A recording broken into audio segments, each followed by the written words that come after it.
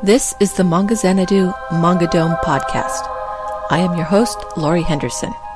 Join me on this journey into the world of manga, where a river of reviews flow through caverns of commentary down into the latest news. Welcome to the Manga Dome.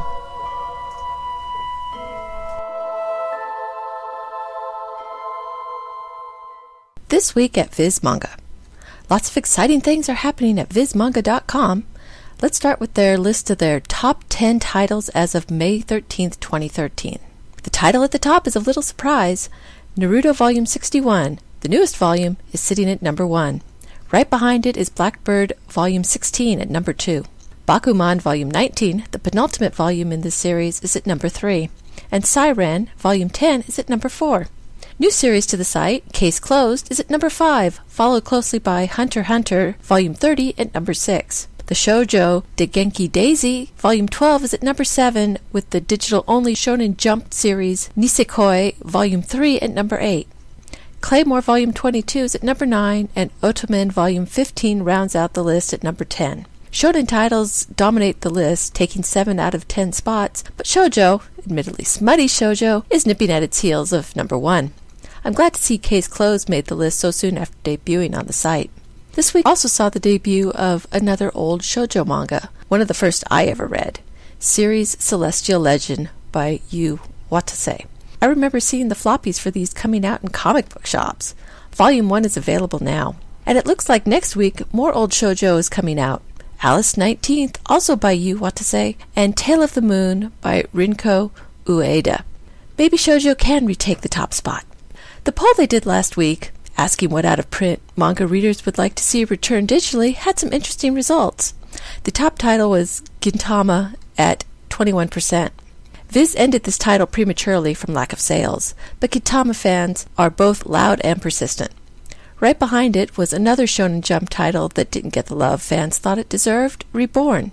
It got 17%. Phoenix by Osamu Tezuka was at 15%, and I agree with this one. Finding print volumes at decent prices is next to impossible.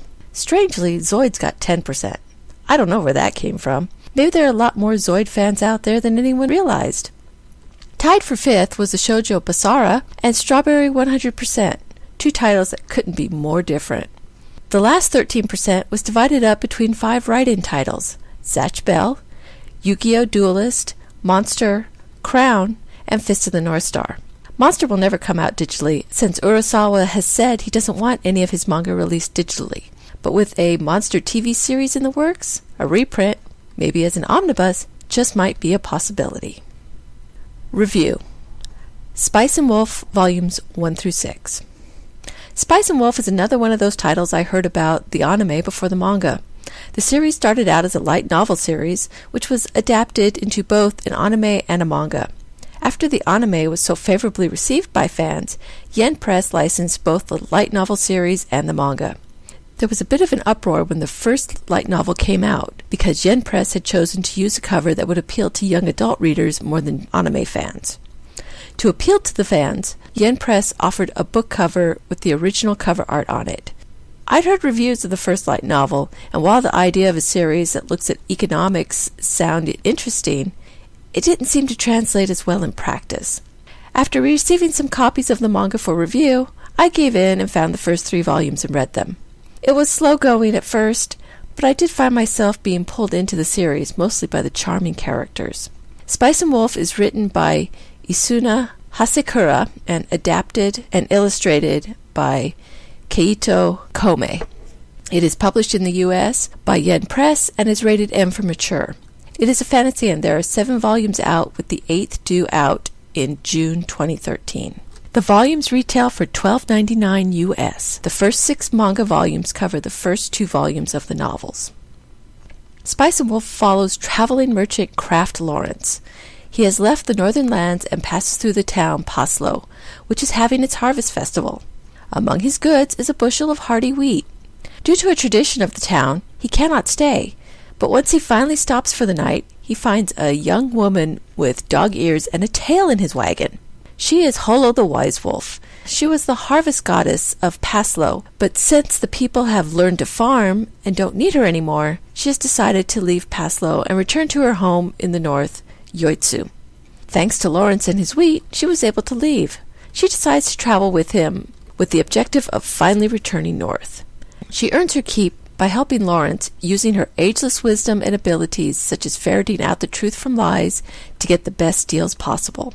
It's not all smooth sailing once Holo joins him, as the church is stepping up its crusade against pagans, and Holo would be prime for their fire.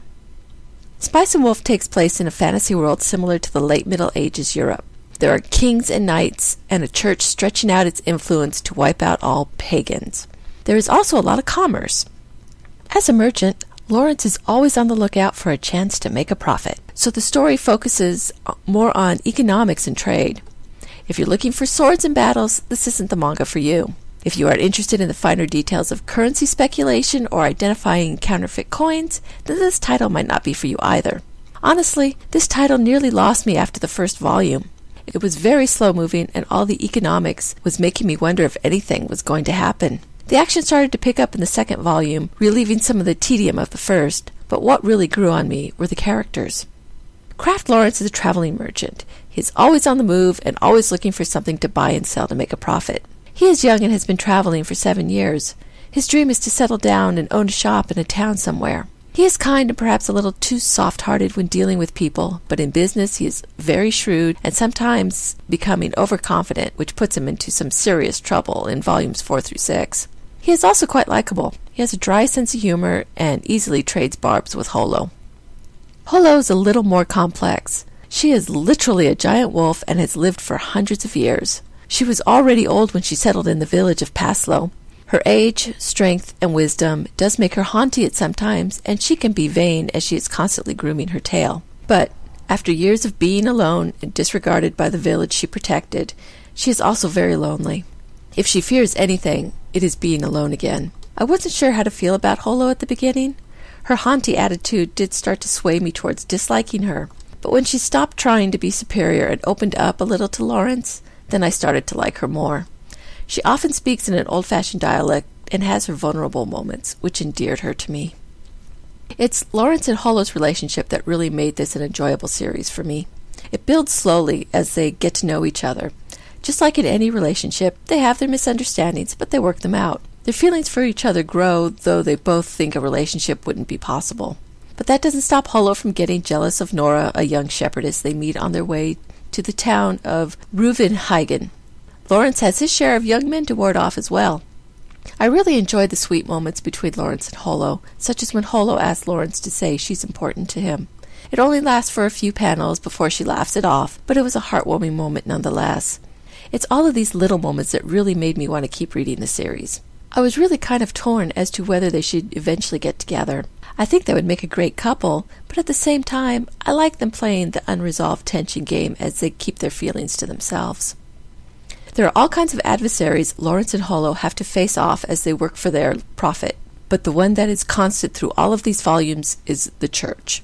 It appears to be based off the Catholic Church of the late Middle Ages, with lots of power and burning pagans at the stake. Fortunately, they don't have power everywhere, as there are towns where it doesn't wield power, but in the ones it does, it's pretty terrible. Nora, the shepherdess introduced in Volume 4, appears to be an orphan girl who works for the church. But the more she works and succeeds, the more she is seen as a witch and comes under suspicion. And the fact she works for the church keeps people away so she can't have a normal, happy life. I never really cared for religion, and this portrayal of it just reinforces my beliefs, because this isn't just written for drama. Religion has really done and endorsed such things, and sadly still does. I did like how Lawrence was a pragmatist about religion.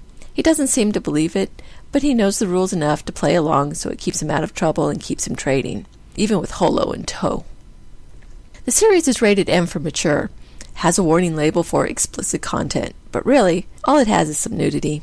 Holo, as a wolf, doesn't give a second thought about going around with no clothes, and really the only thing shown are her breasts. I really don't mind it, and think the warning label might be overkill, since all of the nudity is done in a non-sexual way.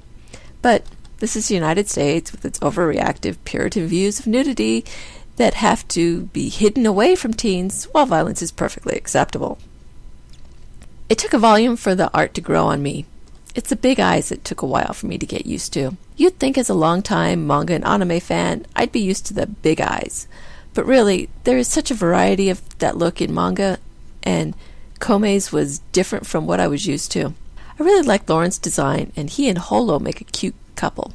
Holo in her wolf form is quite impressive as well. She has some jaws you do not want your head between. Once Bison Wolf stopped lecturing and started showcasing its charming characters, it became a very entertaining series. I don't mind the economic elements sprinkled here and there, but when it overdoes it, it's easy to lose interest. If you can get past the slow-paced first volume, there's a lot of fun and action to be enjoyed. I give Spice and Wolf a 4 out of 5 stars. Thank you for listening to the Manga Xanadu Manga Dome podcast. You can find links to the stories and books discussed here in the show notes at manga.jadedragononline.com. You can email me with any questions at xanadu@jadedragononline.com or leave a comment on this post. Rate me on YouTube and follow me on Twitter at Manga Xanadu, all one word. Until next time, farewell from the Manga Dome.